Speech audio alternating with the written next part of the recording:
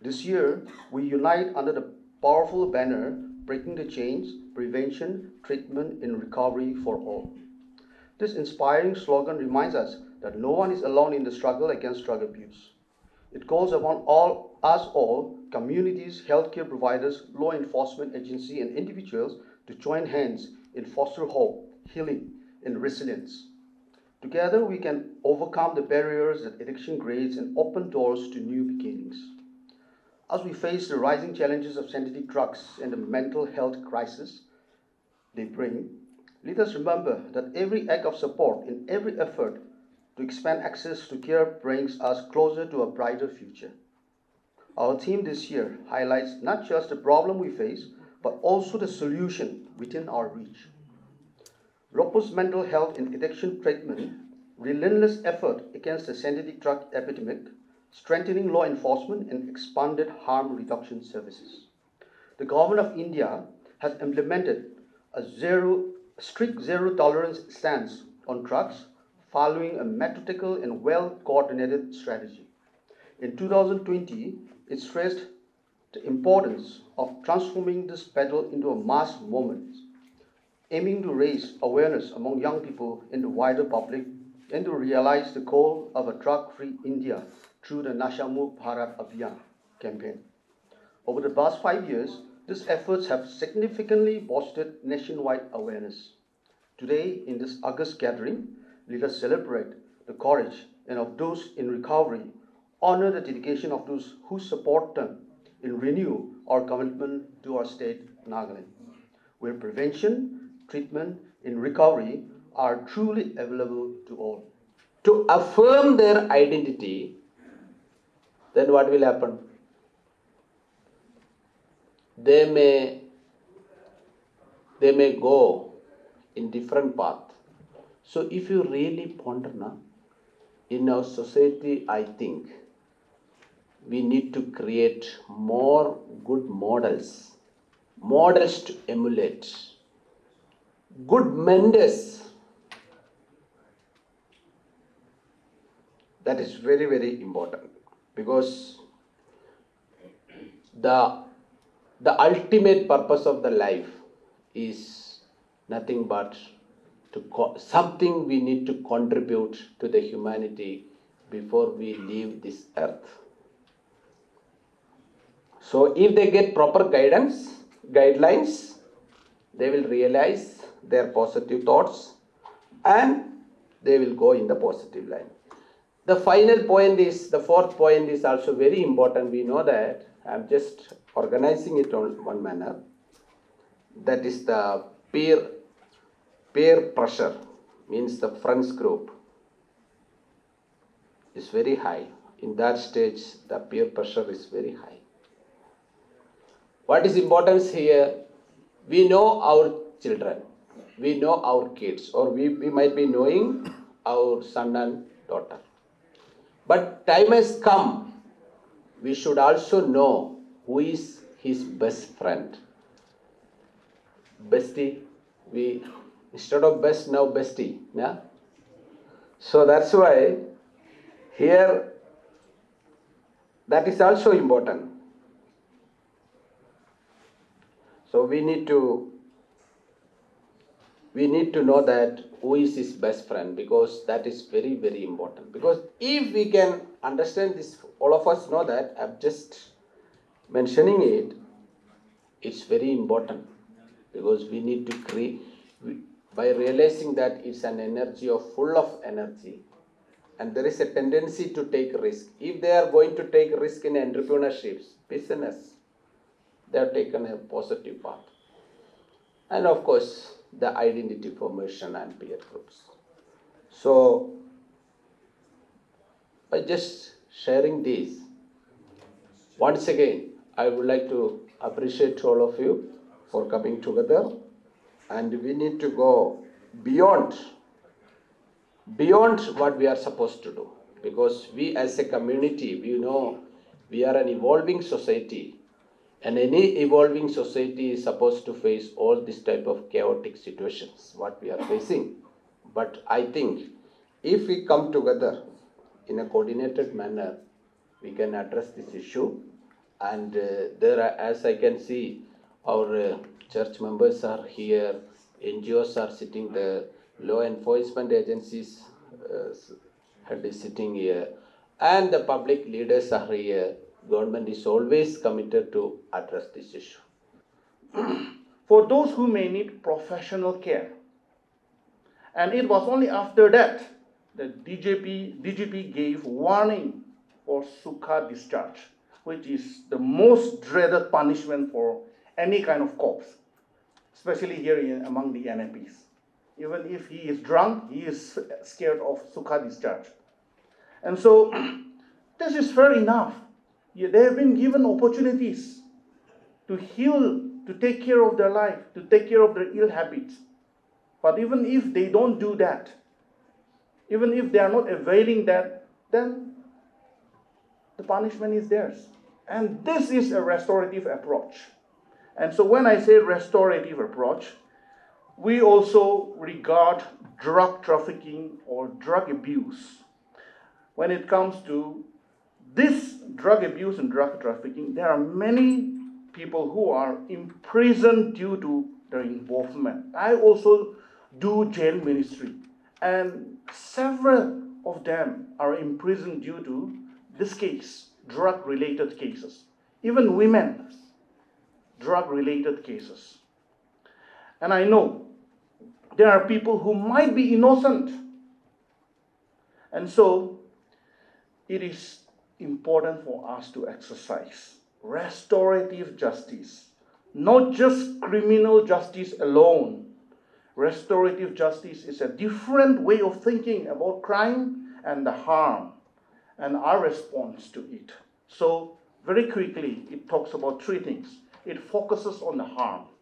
Restorative justice prioritizes understanding and addressing the harm caused by a crime or conflict. Involvement of victims and offenders, both the parties. Both parties are actively involved in process, allowing for more personal and meaningful interactions, and reparation and restitution. Offenders take responsibility for their actions and work to repair the harm they have caused. So applying this restorative justice, there is a possibility to bring healing and accountability, reconciliation, community in the community itself. It is not the solution to every crime. It may not transform all the offenders, but it is a better response to crime. It is a better response than our traditional system has been using. It is a better response to criminal justice. The third thing that I want to say is build community support system. Every member of the society, community, may participate in this process, providing support and guidance. Most of the times, when we talk about drug abuse, the family members are left alone to deal with their wards, and this is very, very demanding from their family members. I also have experience from my own cousins. I almost landed up in jail because of my own cousin, and I have taken them to several rehab centers because of drug abuse. And the society, the other people, the church is nowhere to help us. And so the family struggle in this. And that's why we need to build community support system. The final point that I want to share is build a strong family ethics. Allow me to quote the Bible now. The Bible begins with the family of Adam and Eve. It ended in the flood with Noah, during the time of Noah. But God again raised Noah's family. And so, during the time of Noah's family, God did not destroy the whole earth. And so, we have Abraham, Isaac, Jacob, all the lineage of faith. Coming to the New Testament, we see Mary, Joseph, and Jesus, a family. They were all responsible in bringing restoration, healing to humanity. you look at the book of Revelation, which is the last book of the Bible, it talks about the believer's family. God as the Father also judge man on the basis of what God has revealed to human beings. Revealed to human beings through the form of history, revelation, nature, and our conscience. God will be our judge. And so that's why we must build a family. Our family must become the center of healing, forgiveness, truth-telling, and living a life worthy of praise. With modern technologies and complying with human rights norms. I believe that with all spectrums of law enforcement agency having a coordination mechanism system in place now, it will not only control illicit drug but strengthen the law and order situation in our state. Demand reduction. Without implementing supply control and demand reduction program in tandem, we will not be able to accomplish what we desire. Considering fresh evidence through scientific evidence-based research on substance use-related health complication and social harm, with significant increase in seizing illicit drug, it is clear that primary prevention and treatment is imperative. The number of users had progressively increased among women and young teenagers. The growing use of substance and sharing of injecting paraphernalia has resulted into public health epidemic such as HIV, viral hepatitis B, C, and health complications. Harm reduction.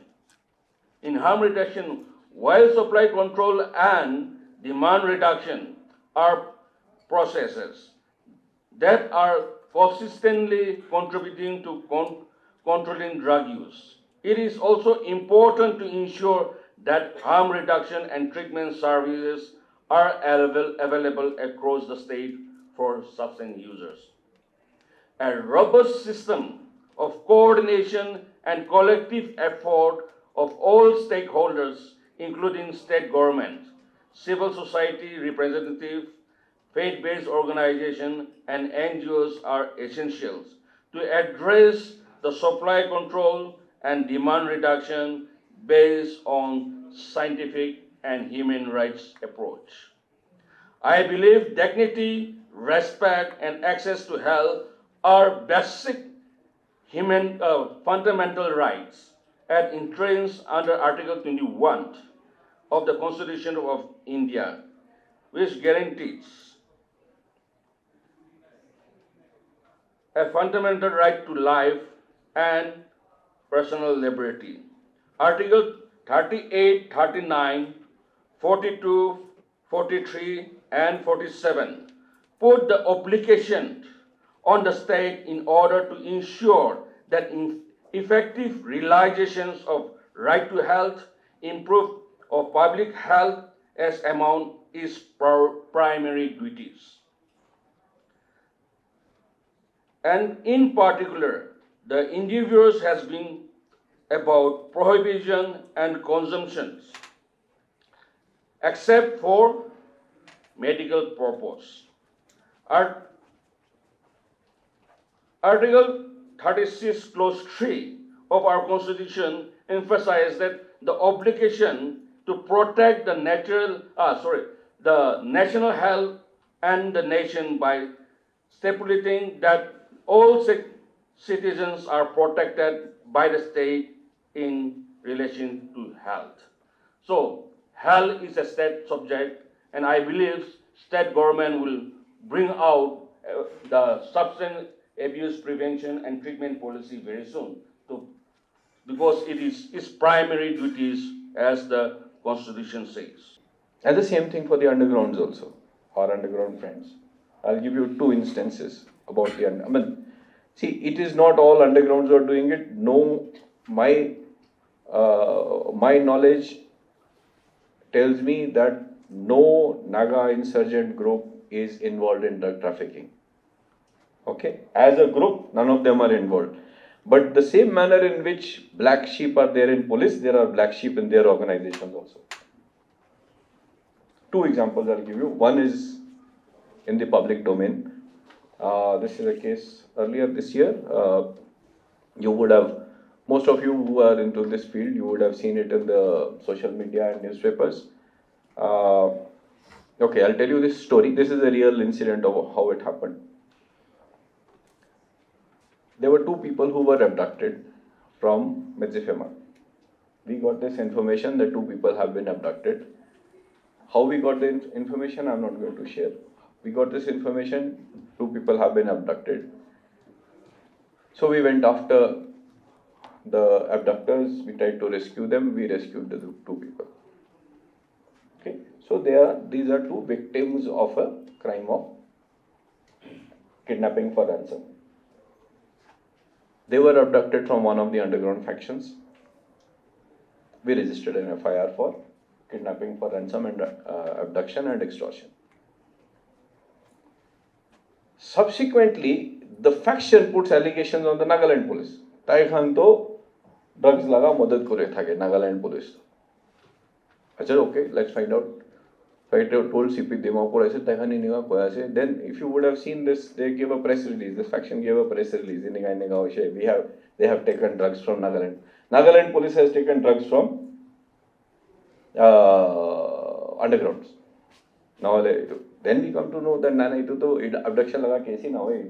This is also a case of drug trafficking. Then we investigated. So what we investigated was that these two people, they were carrying 40 showcases of drugs. And there is a photograph apparently clicked by the same faction where there are 39 showcases in that photograph with these two accused persons. Okay. Hole bhi police ke diya nahi. Police ke handover kora nahi. And they said police para loishe. We tried to find out Amakhan loishe to who is the black sheep in Nagaland police who has taken it. Okay. Check koreshe, police tak pahuncha nahi. We caught someone who sort of was a public leader type of person. So tai कोशे underground Khan के आवनी खान के तो बचाए दिवो हमें कोथा में लाई दिवो हमें लोगे आने दिवो सो 28 सब केसेस ताई लोशे घोरते लुकाई दिशे तालागा घोरते पुलिस ते पहुंचा नहीं थे पुलिस से पहुंचा नहीं 28 सब cases now look at this we registered a case of under NDPS Act, rightfully so. Drug trafficking is taking place, in which those two people who were the victims in the first case, they were arrested also. Yes, they were doing drug trafficking. We arrested those, and these fellows also. My message to my underground friend. This is the first story. The same message in two different instances. How many did they catch? How many did these persons say they were carrying? 40. मैं call करता हूँ आपको थोड़ी देर मैं देखता हूँ हाँ वो मैंने ऑलरेडी बोल दिया So how many were they carrying? 40. How many were showcases in the photograph? We go by that, 39. How many were recovered from them? 28. Where did the rest go? Definitely not to the police. Okay? This is the first instance. The very recent one. No, not very recent one. A more recent one I'll come to now. Next. The second instance. On I think 19th or 20th of this month, about say 5-6 days back, we got information that in Phek district, one of the underground factions, they have stopped someone and they have taken some showcases. Okay, so if they do the right thing, I am also with them. Okay, but I'll also come to a solution on what is happening and what needs to be done. They've stopped someone.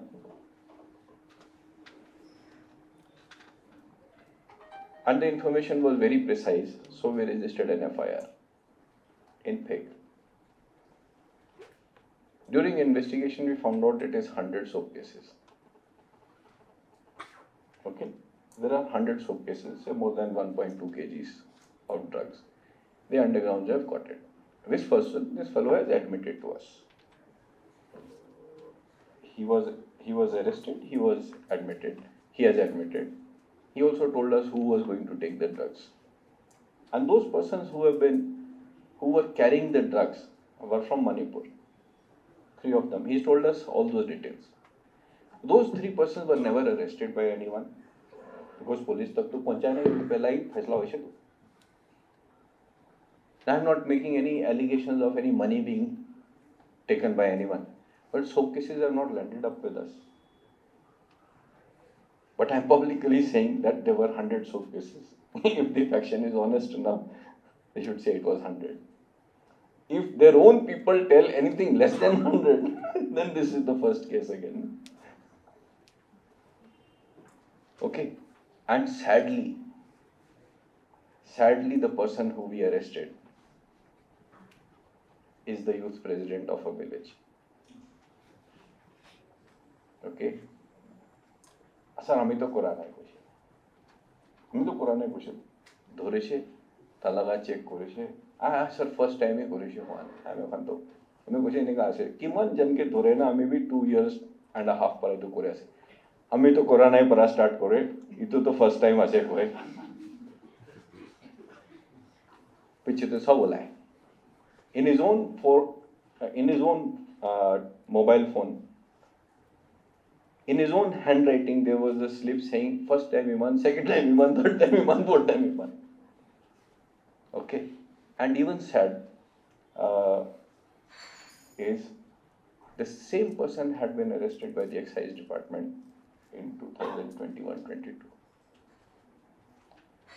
This is where the interagency, interdepartmental coordination comes into play.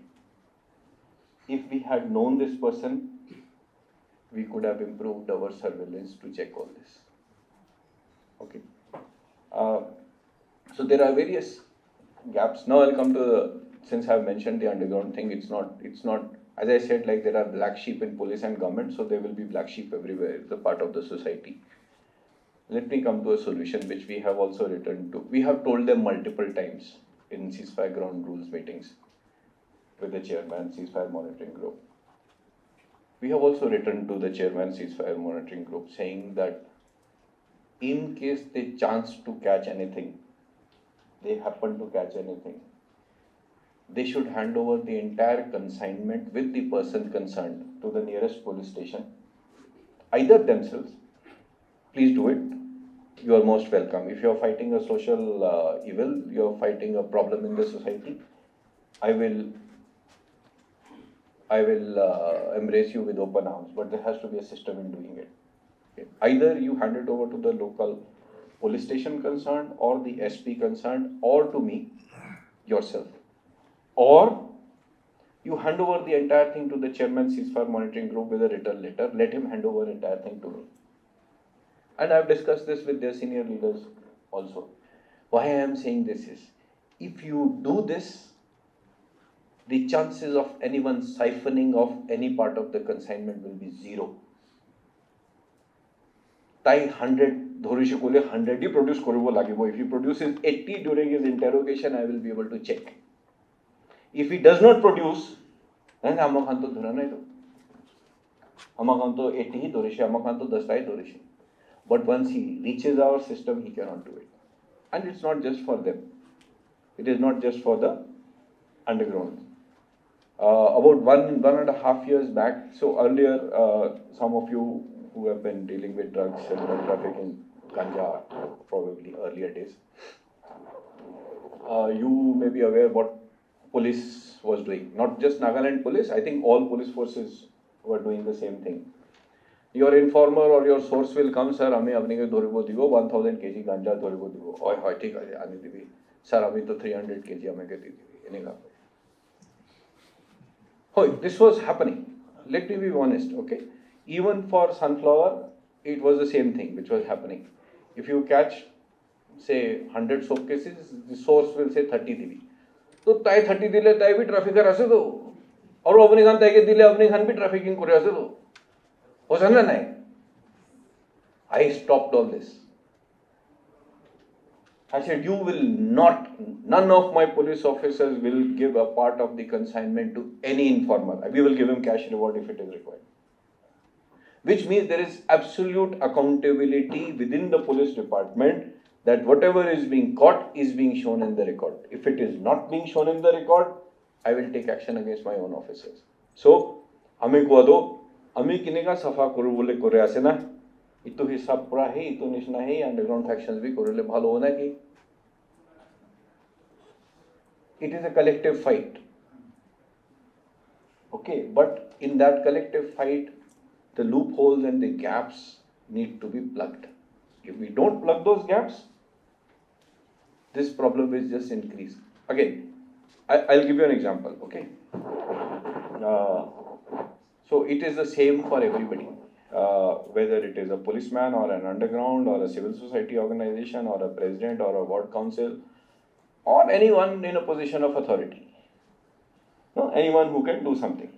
So for example, I am Rupin Sharma, I am XYZ1 constable sitting at some check gate in Khuzama. And there is someone who goes with 10 soap cases, ताकि तो वो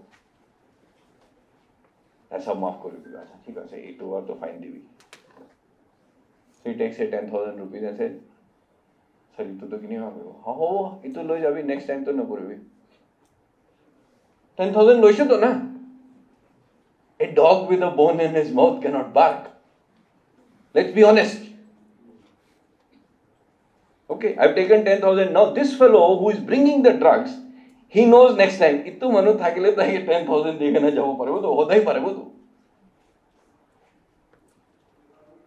Okay, this is how subversion of authority takes place. I'm not saying governments. I'm saying subversion of anyone in authority takes place in this. So, please, my request to all NGOs, ward councils, village councils, VDB secretaries, student organization, mother organization, bacha organization, Buddha organization, any organization is there, informally handle na kori bide. You are not solving a problem, you are only encouraging these people to do it again. They will find out tomorrow, तुम्हें को तासे ताते जाएगी ना sir हमें लगा अलग मदद करो भी ना. Informal systems will not help. Please do not do it. I personally feel legally, absolutely legally, any informal system which is doing it is guilty of a conspiracy of doing drug trafficking, strictly speaking. Okay, if there are a few lawyers that I can see, people with law background, you will agree with me, it is criminal conspiracy. It is abetment, it is criminal conspiracy. Okay. Please don't do it. If we can spread one message down the line from today's thing is, please don't allow things to be handled informally like this. Police भी power line fine impose करा लगा को तो NGO लगा power हो. Even I don't have power to impose fine for anyone who is caught doing drug trafficking. को तो NGOs fine करो वो. If they are just extorting money, they are just helping and facilitating drug trafficking. खुशा कोले भाला से देखी क्या बात? ना, if we mince word, it doesn't help. This is how it happens. You have to tell people that this is wrong. I am not making allegations against any specific person, but I am saying this is how it happens. Okay. Now, see, you sort of must have realized I'm quite passionate about this because I realize that this is a big problem we are tackling. Okay. There needs to be a very, very concerted effort. Okay, another issue, just to take the fear out of everybody's minds, everybody here, and maybe some of the media friends are going to put it on social media or whatever. In the 2.5 years of anti-drug thing that we have done in a slightly more, I am not saying pehla to hua nahi, koi thaise will be concerted effort. Okay. There has been just one case where a drug trafficker has been caught with a weapon. Just one case. Single case where a person who was doing drug trafficking has been caught with a weapon. Okay? So what is the lesson? The lesson is, please do not be afraid of sharing information with the police. Nothing will happen to you. These are petty criminals, if you take it. They cannot reach out to you to kill you or to harm you or your family or anything. They will not be able to do it. I can give you a guarantee of this.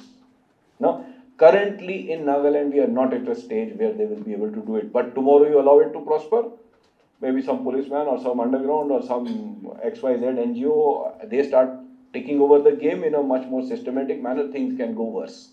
But currently, please do not be afraid. If you have information, share it with the police officer or share it with someone in authority who can take some action. Don't be afraid. The other part of it is, the person who was arrested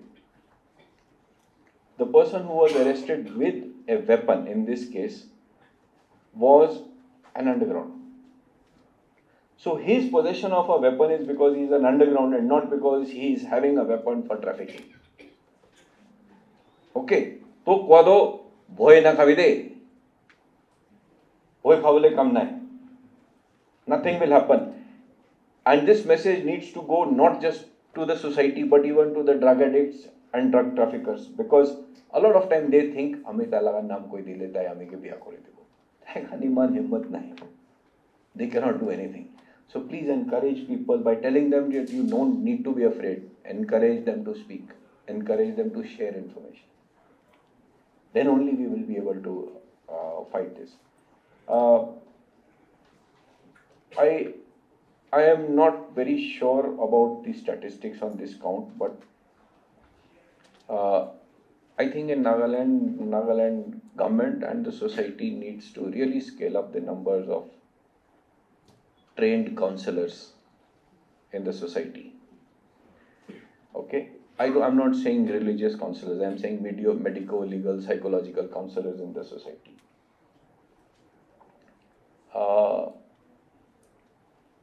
And this problem is not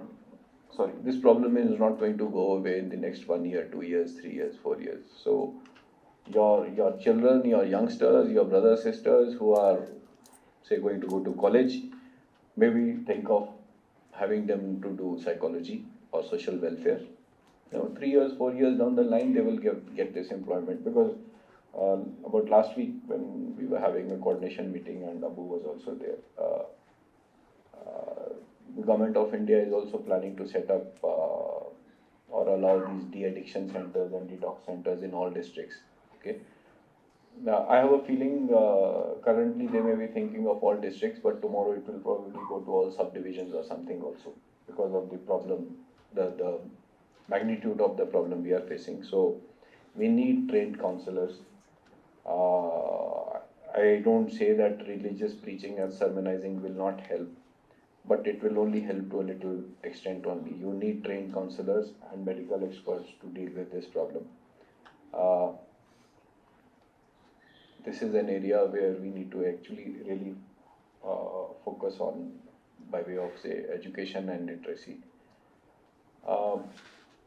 Lastly, as I said, like, my personal opinion is that demand reduction thing we will not win, but we need to do that demand reduction also.